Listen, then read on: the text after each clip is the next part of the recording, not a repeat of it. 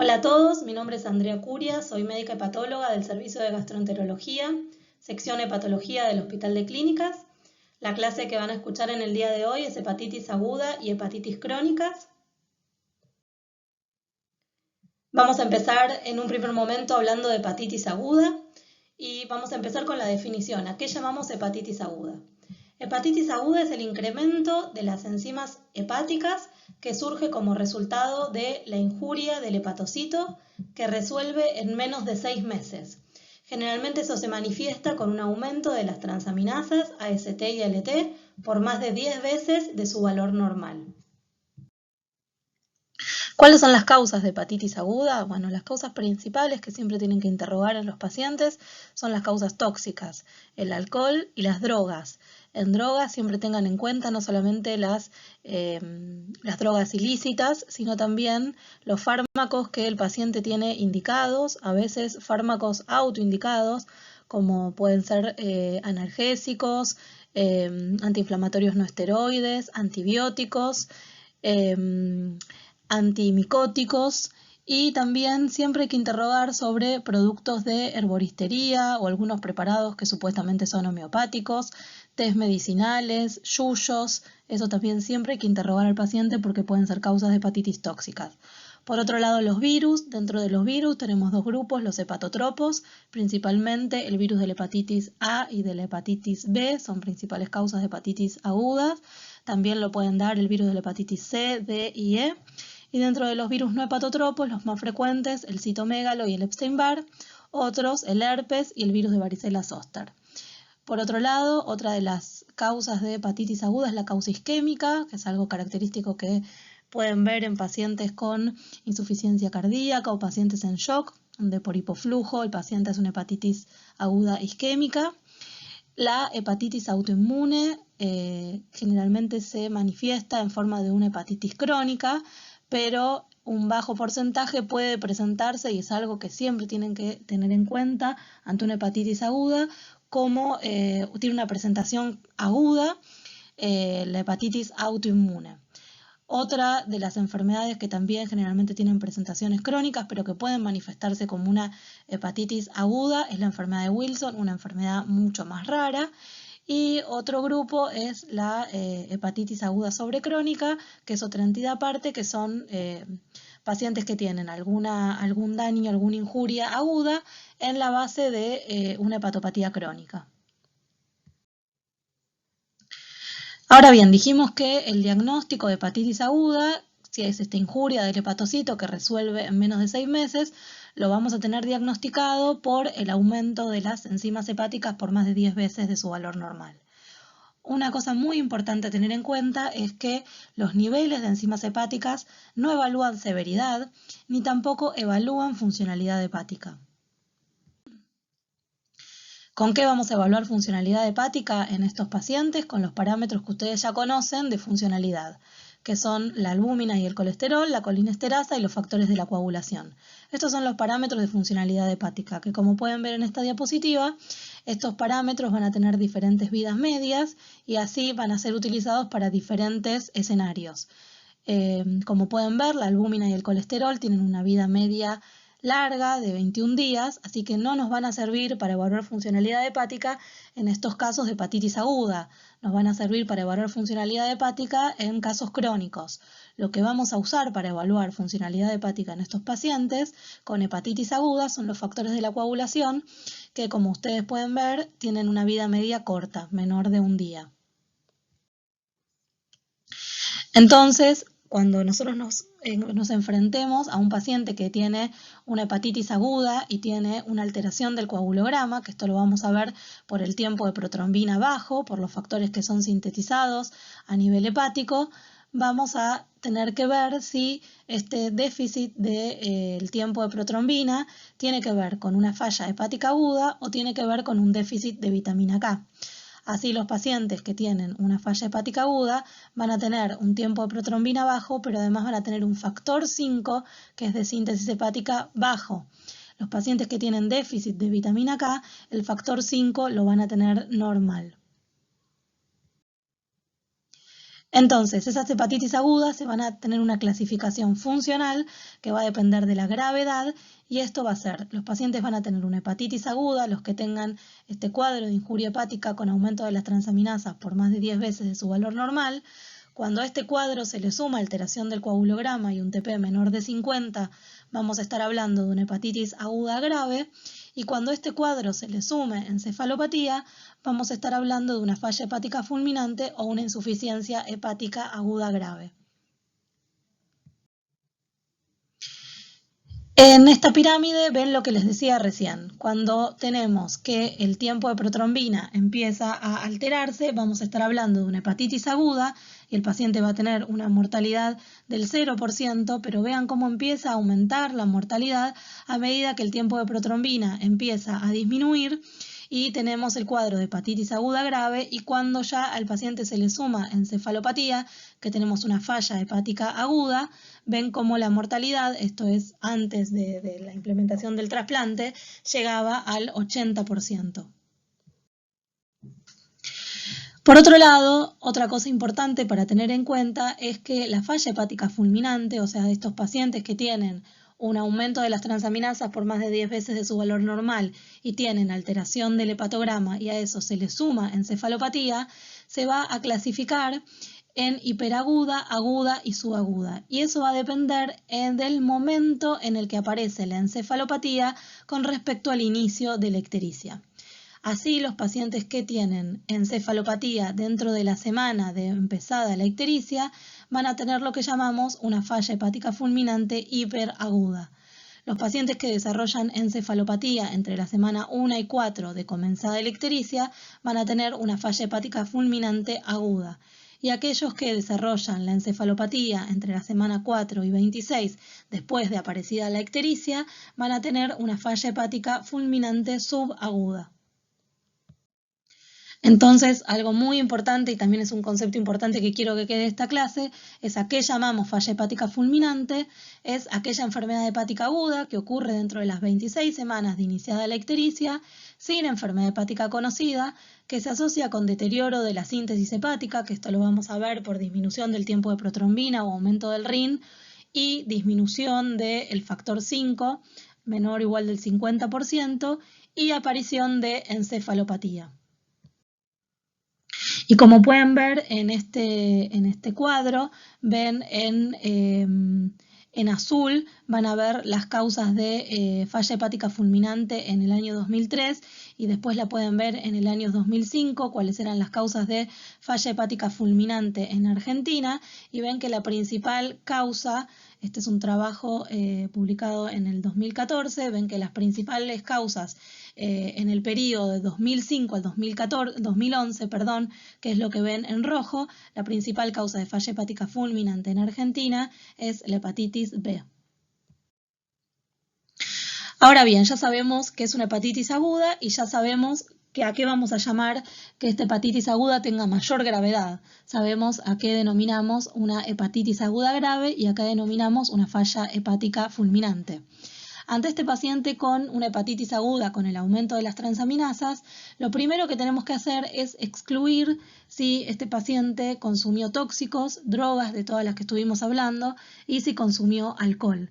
Y otra de las causas que tenemos que analizar viendo el caso clínico del paciente es si este cuadro puede corresponder a una isquemia, porque esto va a tener un tratamiento distinto que va a ser la reposición de volumen. Una vez que ya evaluamos estas tres cosas, vamos ante la sospecha de una hepatopatía crónica o de una obstrucción biliar, solicitar una ecografía abdominal. Y una vez que vemos que no tenemos obstrucción biliar y vemos que el paciente no tiene estigmas de hepatopatía crónica en la ecografía, vamos a empezar por estudiando las causas virales, que son las causas que van a llevarse el mayor porcentaje de los diagnósticos de esta hepatitis aguda. Y vamos a empezar con estos tres virus. Vamos a estudiar hepatitis A, hepatitis B, que les dije que son las más frecuentes y las que tenemos que estudiar principalmente, y también vamos a estudiar hepatitis C. Entonces vamos a pedir un anti-IgM, vamos a pedir un anticore IgM para hepatitis B y un antígeno de superficie, y para hepatitis C vamos a pedir un anti-C. Si tenemos alguno de estos marcadores positivos, vamos a tener el diagnóstico de una hepatitis viral y con esto vamos a identificar el 90% de los casos. Si estos marcadores nos dan negativos, vamos a pasar a estudiar virus de segunda línea, que como vamos a ver van a ser el Epstein-Barr y el citomegalovirus, que como ahora vamos a ver va a haber algunas cosas de laboratorio y del examen físico que también nos va a orientar a pesar en estos virus. Y como tercer medida vamos a pasar a estudiar autoinmunidad, que como les dije, la hepatitis autoinmune se puede presentar como una hepatitis aguda y es algo que tenemos que tener una alta sospecha porque es una de las causas de hepatitis aguda que va a requerir un tratamiento específico. Y otra de las causas, muchas menos frecuentes, pero que también tiene un tratamiento específico, entonces también tenemos que tenerla en mente y sospecharla, es la enfermedad de Wilson, que es una enfermedad metabólica que ahora vamos a ver a continuación. Vamos a empezar entonces por las causas más frecuentes y vamos a ir hablando brevemente algunas cosas de hepatitis virales, de los virus no hepatotropos más frecuentes. Vamos a hablar también de hepatitis autoinmune y de enfermedad de Wilson, brevemente como para nombrar las causas más frecuentes de hepatitis aguda. Vamos a empezar con la hepatitis A.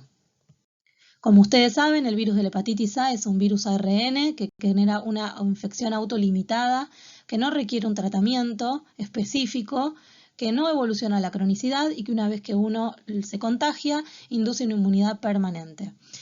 Es una enfermedad que va a dar bajo riesgo de hepatitis fulminante, ¿sí? O sea, la mayoría de los pacientes, como ahora vamos a ver, lo va a tener en forma asintomática, pero los que tienen una presentación como una hepatitis aguda va a ser la gran mayoría, pero van a ser muy pocos los que van a tener una hepatitis aguda grave y los que van a tener formas fulminantes.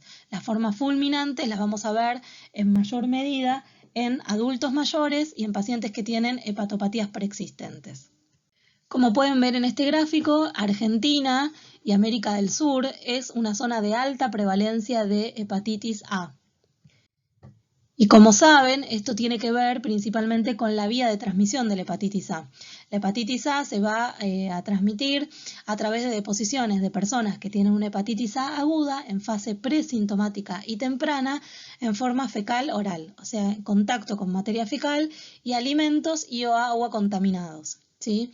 Y esto va a tener que ver principalmente con la alta prevalencia que tenemos en Argentina, donde, como ustedes saben, no tenemos en muchos lugares acceso al sistema de saneamiento y hay un porcentaje importante de la población que no tiene agua potable. El cuadro clínico de la hepatitis A va a tener un periodo de incubación de aproximadamente 30 días, va a tener una fase prodrómica que se va a caracterizar de náuseas, vómitos, falta de apetito y molestia abdominal. Y presten atención a quiénes van a tener ictericia. Los pacientes que tienen menores de 6 años solamente va a tener el menos del 10% ictericia. Los que tienen entre 6 y 14 van a tener ictericia entre 4 y 50% y ya los que tienen mayor o igual a 14 años, la gran mayoría van a tener ictericia. Con esto lo que quiero decirles es que la mayoría de los niños que tenían hepatitis A lo tenían en forma asintomática. Todos los adultos mayores que no tuvimos vacuna, que ahora vamos a charlar un poco de la vacuna, muchos tuvimos hepatitis A en forma asintomática sin tener el cuadro típico de una hepatitis aguda. Pero a mayor edad y ya mayores de 14 años, la gran mayoría presentan este cuadro en forma de una hepatitis aguda. La principal complicación de la hepatitis A es la hepatitis fulminante, que ya les dije que lo vemos en un bajo porcentaje, y el pasaje a la cronicidad es del 0%, o sea, es una hepatitis que no genera pasaje a la cronicidad. Lo que quiero mostrarles en este cuadro de cómo hacemos el diagnóstico serológico de la hepatitis A, ustedes ven en la parte de abajo del gráfico los meses después de la exposición y pueden ver que una vez que el paciente se infecta, empieza a eliminar virus por materia fecal, que lo ven ahí en la curva roja y que ven que dice HAV fecal, empieza a eliminar virus por materia fecal antes de tener el pico de transaminasas y de presentar los síntomas. En todo este momento el paciente contagia. Todavía el paciente no se enteró que tiene hepatitis A y ahí ya está contagiando. el paciente después tiene síntomas y aumenta las transaminasas, y ustedes ven que cuando aumenta las transaminasas, lo que podemos estudiar es si la anti-A IgM, que como ustedes ven, meses después de la exposición desaparece, pero lo que queda como un marcador de inmunidad permanente es el anti-A total. Entonces, las formas de presentación de una hepatitis A, las formas más típicas son asintomáticas, pero como dijimos, en los pacientes mayores pueden tener una forma sintomática y esta forma puede ser ictérica o anictérica. Hay algunas formas atípicas de presentación de la hepatitis A. Una es la forma colestásica, como les estoy diciendo, la forma típica de presentación de esta enfermedad es una forma hepatítica a nivel del laboratorio, pero en algunos pocos casos puede manifestarse en forma colestásica, o sea, con aumento de las enzimas de colestasis a nivel del laboratorio, con aumento de fosfatasa alcalina y de gamma GT. Hay una forma de presentación polifásica, que el paciente tiene un pico de transaminasas y está sintomático, el paciente empieza a sentirse mejor y empiezan a mejorar las transaminasas y a los meses el paciente vuelve a tener un segundo pico que a veces hacen que los médicos nos preocupemos mucho, pero son estas formas polifásicas que el cuadro resuelve igualmente en menos de 6 meses. Hay otras formas atípicas con manifestaciones extrahepáticas y otra de la forma típica, como les dije, puede ser la forma fulminante. En este cuadro les dejo todas las manifestaciones extrahepáticas que pueden ver en una hepatitis A de presentación aguda. Puede tener manifestaciones además del hígado, hematológicas, cardíacas, renales, neurológicas, entre otras. Lo que les quiero mostrar con este cuadro es la mortalidad que tiene la hepatitis A y como ustedes pueden ver, según el grupo etario, la mortalidad va a ser distinta. Y vean cómo la mortalidad en pacientes mayores, más de 49 años, aumenta en forma significativa. Lo que les quiero mostrar en este cuadro es un cuadro que es de la Sociedad Argentina de Trasplante del 2001, donde vemos cuáles son las etiologías de los pacientes que llegaron a trasplante por falla hepática fulminante adultos en el 2001. Estos son pacientes adultos que tuvieron una hepatitis aguda, que esa hepatitis aguda fue una hepatitis aguda grave, se les alteró la coagulación y a eso se les sumó encefalopatía, tuvieron un cuadro tan grave que requirieron un trasplante hepático. Y como pueden ver, en adultos, en ese momento, en el 2001, la hepatitis A era la quinta causa por la que estos pacientes adultos requerían un trasplante hepático. Miren en el mismo momento, en el 2001, qué pasaba con los niños. Dentro de los niños que llegaban a un trasplante hepático por una falla hepática fulminante, la hepatitis A era la primer causa, o sea, la primer causa por la que un chico en el 2001 requería un trasplante hepático por falla hepática fulminante, o sea, una hepatitis aguda que se transformaba en grave y que se le agregaba encefalopatía y que estos pacientes estaban tan graves que requerían un trasplante, era la hepatitis A.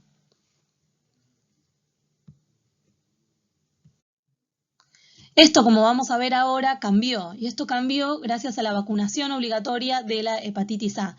La hepatitis A está en el calendario de vacunación desde el año 2005, se da una sola dosis a los 12 meses de vida a todos los chicos en forma obligatoria y desde el marzo de 2007 no se reconocen más casos de falla hepática fulminante y trasplante hepático en chicos por hepatitis A. Acá vemos el calendario obligatorio de vacunación, como a los 12 meses está una dosis de vacuna de hepatitis A. Les voy a hablar un poco ahora de hepatitis B. Como ven en el cuadro hay una diferencia con respecto a la hepatitis A. Como ven, Argentina es una zona de baja prevalencia de hepatitis B. ¿Y cuáles son las vías de transmisión de hepatitis B? En líneas generales, para que ustedes recuerden, son las mismas que el HIV.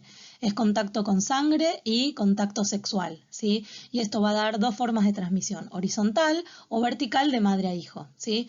Dentro de las formas horizontales, el contacto con sangre, con fluidos genitales, compartiendo jeringas, por transfusiones inseguras de sangre o hemoderivados, contacto ocupacional, por tatuajes inseguros, por instrumentación odontológica no esterilizada. ¿Cómo es el cuadro de la hepatitis B? La hepatitis B va a tener un periodo de incubación de aproximadamente 60 a 90 días. Los pacientes van a tener ictericia. Cuando ya tienen más de 5 años, ya el 30-50% se presentan con ictericia. Vean cómo la mortalidad en la hepatitis B ya empieza a aumentar y es del 0 al 1%. Y acá, a diferencia de la hepatitis A, estos pacientes sí, la hepatitis B es una hepatitis que puede evolucionar a la cronicidad. Y como pueden ver en esta diapositiva, el pasaje a la cronicidad de una de las cosas que depende es de la edad. Y los pacientes que se contagian los menores de 5 años, que muchos de estos son por transmisión vertical, vean que un alto porcentaje va a pasar a la cronicidad. En cambio, cuando el contagio es después de los 5 años, el pasaje a la cronicidad va a ser bajo. ¿Cuáles van a ser las formas clínicas de presentación? Van a tener formas típicas, sintomáticas o asintomáticas, y dentro de las formas sintomáticas pueden tener formas anictéricas o ictéricas, al igual que la hepatitis A puede tener formas colestásicas y también puede tener formas fulminantes. De este cuadro lo que quiero que presten atención y que sepan es que la hepatitis, después de que una persona tiene una hepatitis aguda B, la gran mayoría va a tener resolución del cuadro y el paciente no va a tener pasaje a la cronicidad. Aunque ustedes saben que la hepatitis B no se cura, la hepatitis B se resuelve, el paciente va a quedar con lo que llamamos una hepatitis B resuelta, que en algunos casos va a requerir sí, prestarle atención, principalmente si el paciente va a ser sometido a algún tratamiento que genere inmunosupresión. Si no es que el paciente se cura, pero sí la hepatitis B se va a resolver en la mayoría de los casos. Y un bajo porcentaje va a pasar a la cronicidad. Pero de estos pacientes que pasan a la cronicidad pueden evolucionar a la cirrosis, a todas las complicaciones de la cirrosis, incluido el hepatocarcinoma.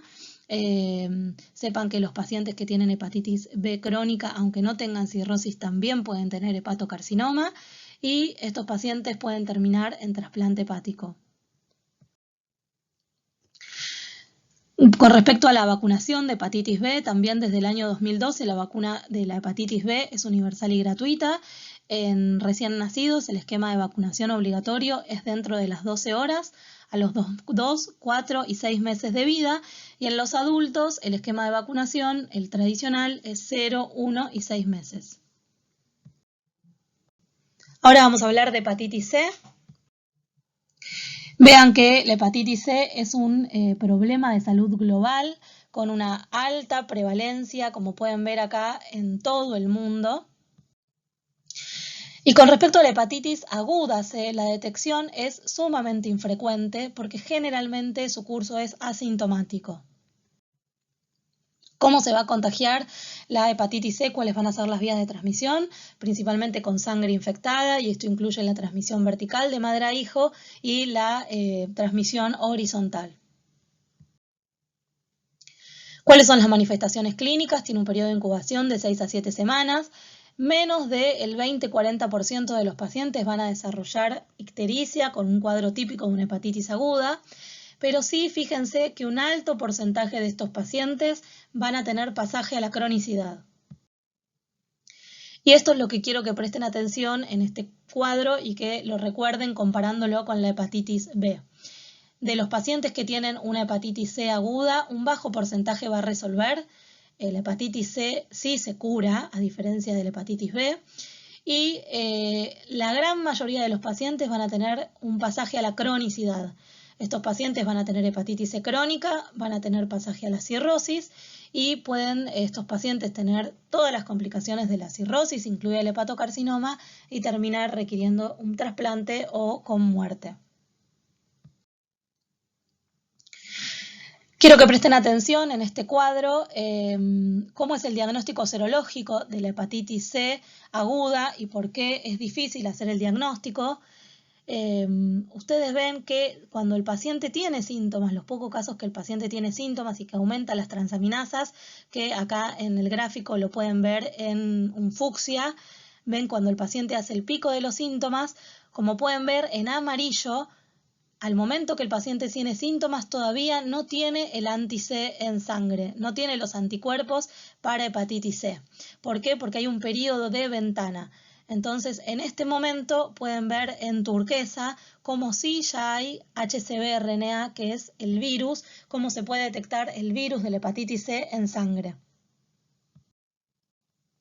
Entonces, ¿cómo vamos a hacer el diagnóstico de una hepatitis C aguda? Que como les dije es algo que tenemos que tener alta sospecha, porque la gran mayoría de los pacientes son asintomáticos y es difícil hacer el diagnóstico en agudo. Una de las formas es teniendo primero un anti-C que es negativo y viendo pasadas las 3-8 semanas que hay una cero conversión de ese anti-C que era negativo que se hace positivo. Y la otra es forma de hacer el diagnóstico es que en el periodo de ventana, cuando el paciente tiene un anti-C negativo, tener un HCV-RNA, o sea, ver virus en sangre, un HCV-RNA positivo. Esto es lo que les decía de las formas de hacer el diagnóstico. Una vez que ya estudiamos los virus, principalmente el virus de la hepatitis A, B y C, si con todo esto no encontramos cuál fue la causa, acuérdense que ya tuvimos que haber descartado y haber interrogado al paciente sobre el consumo de alcohol, sobre drogas, ver si el paciente no tenía una hepatitis aguda isquémica.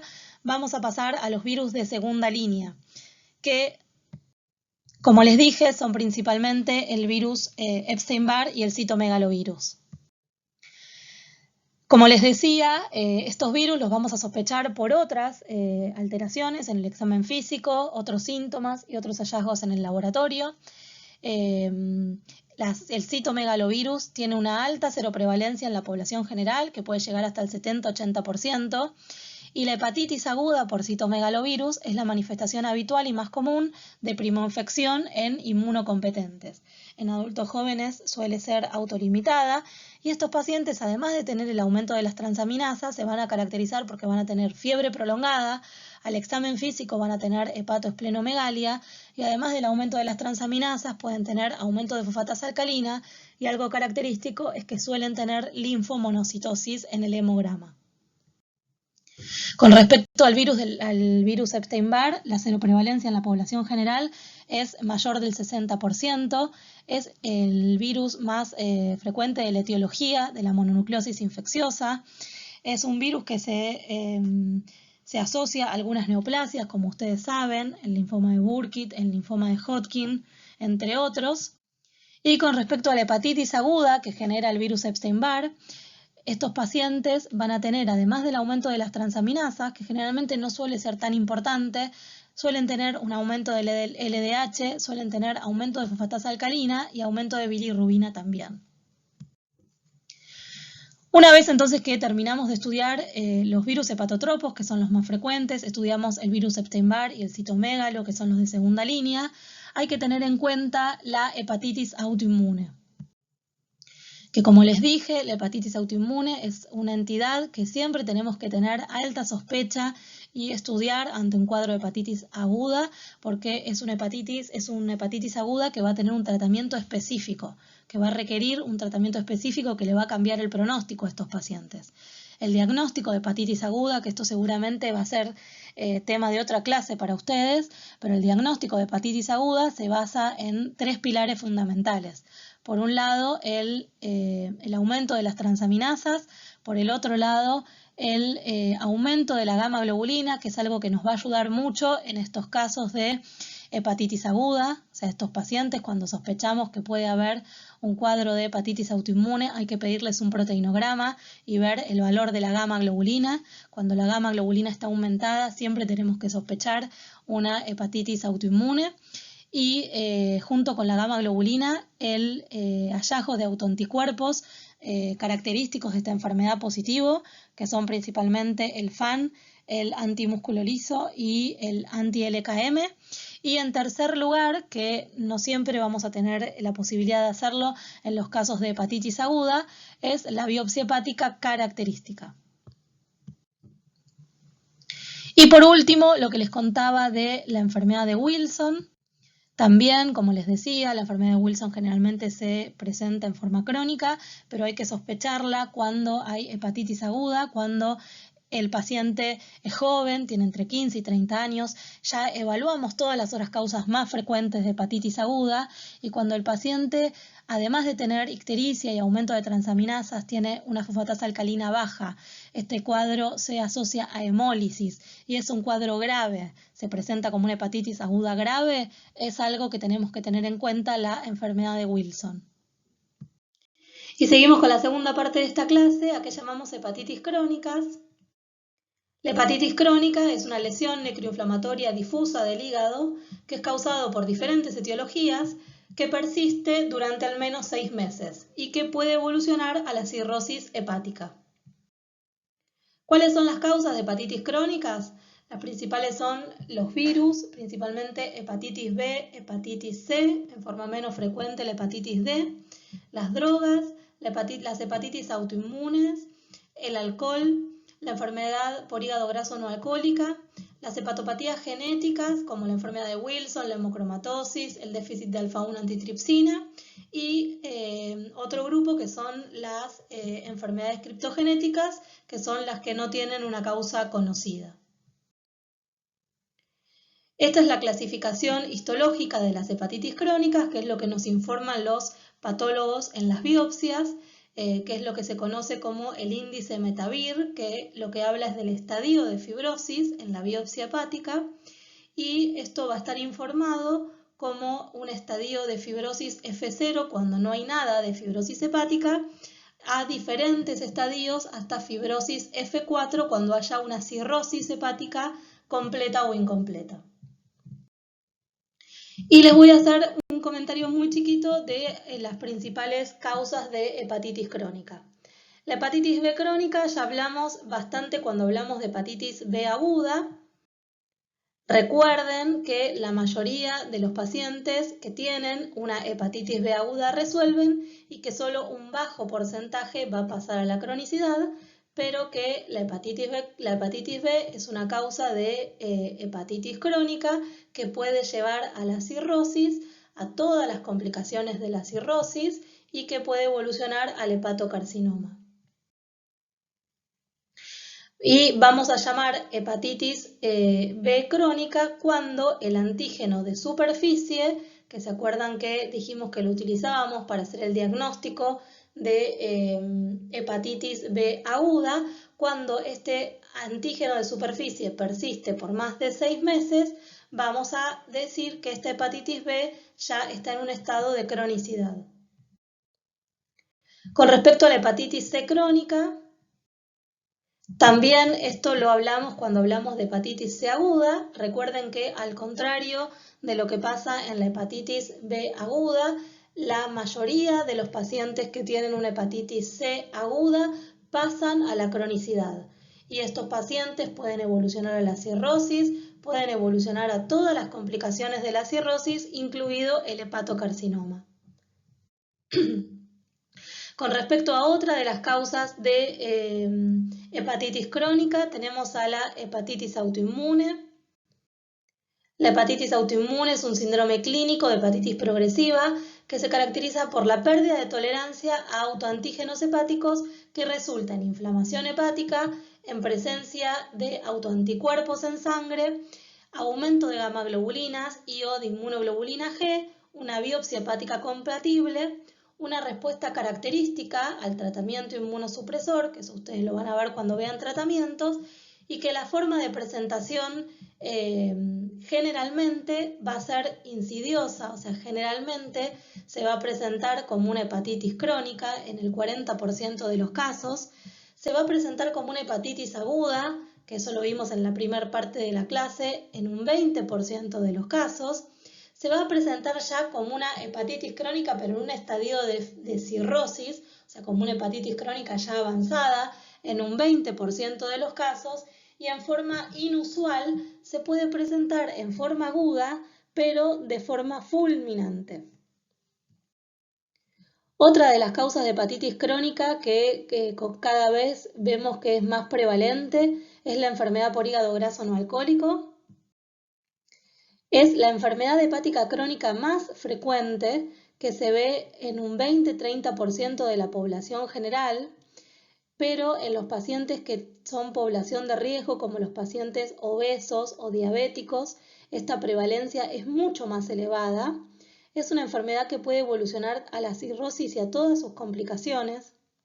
Es la manifestación hepática del síndrome metabólico. La mayoría de los pacientes que tienen hígado graso tienen factores de riesgo de síndrome metabólico y son pacientes que tienen mayor mortalidad general, mayor mortalidad de causa cardiovascular y mayor mortalidad hepática. El hígado graso no alcohólico tiene dos entidades. Una es la esteatosis simple, que se caracteriza por la presencia de grasa a nivel del hígado, que no tiene balonización. La balonización es un signo de injuria hepatocelular, que es cuando el hepatocito se llena de grasa y crece tanto que parece un globo, que la balonización viene de su nombre de balloon en inglés, y no tiene fibrosis. En cambio, la esteatohepatitis, o su sigla en inglés NASH, además de tener grasa, estos pacientes en la biopsia hepática tienen balonización, o sea, tienen injuria hepatocelular y pueden tener fibrosis. ¿Cómo evolucionan estos pacientes? Estos pacientes suelen tener en un primer momento grasa en el hígado, como les decía, sin injuria hepatocelular y sin fibrosis. Con el tiempo pueden evolucionar a una esteatohepatitis y estos pacientes pueden evolucionar a distintos grados de fibrosis hepática, pueden tener cirrosis y una vez que tienen cirrosis pueden desarrollar todas las complicaciones de la cirrosis y hepatocarcinoma. Y estos pacientes, como les decía, como son pacientes que tienen síndrome metabólico, la principal causa de muerte es la cardiovascular, la segunda causa de muerte es el cáncer y en tercer lugar se mueren por descompensación hepática. Y otra de las enfermedades que causa hepatitis crónica, también muy frecuente en nuestro medio, es la enfermedad hepática por alcohol. El alcohol o el abuso crónico de alcohol va a hacer que en un 95% los pacientes tengan esteatosis. Con el tiempo, estos pacientes pueden también desarrollar esteatohepatitis, o sea, inflamación del hígado. Estos pacientes también pueden desarrollar diferentes grados de fibrosis hepática, cirrosis, y una vez que tienen cirrosis, pueden desarrollar todas las complicaciones de la cirrosis y hepatocarcinoma. Entonces, a modo de conclusión, la hepatitis aguda es el aumento de las enzimas hepáticas que surge como resultado de una injuria hepatocelular y que dura menos de 6 meses. El diagnóstico es en base a las enzimas hepáticas TGO y TGP. La caída del tiempo de protrombina marca el pronóstico y la clasificación funcional de las hepatitis agudas es según el tiempo de protrombina. Recuerden entonces que llamamos hepatitis aguda al síndrome clínico caracterizado por ictericia y aumento de las transaminasas, que cuando a eso se le suma coagulopatía, alteración en el tiempo de protrombina, vamos a estar ante la presencia de una hepatitis aguda grave, y cuando a eso se le suma encefalopatía, vamos a estar hablando de falla hepática fulminante. Por otro lado, llamamos hepatitis crónica a la lesión necroinflamatoria difusa del hígado, causada por diferentes etiologías que ya vimos en esta segunda parte de la clase, que persiste durante al menos 6 meses y que puede evolucionar a la cirrosis y a todas sus complicaciones.